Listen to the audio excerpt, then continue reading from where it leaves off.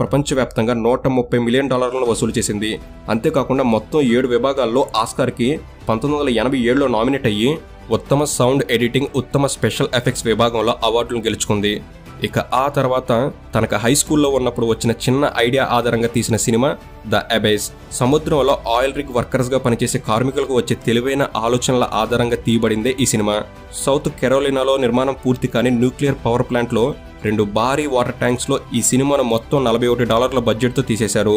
1989లో విడుదలైన ఈ సినిమా విమర్శకుల ప్రశంసలను సైతం అందుకుంది. అంతేకాకుండా ప్రపంచవ్యాప్తంగా $90 మిలియన్ వసూలు చేసింది. అలాగే బెస్ట్ విజువల్ ఎఫెక్ట్స్ విభాగంలో ఆస్కార్ను కూడా గెలుచుకుంది.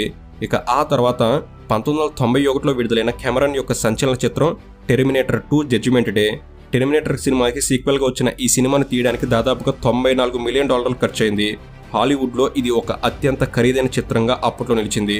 అయితేనే ఈ సినిమా బాక్స్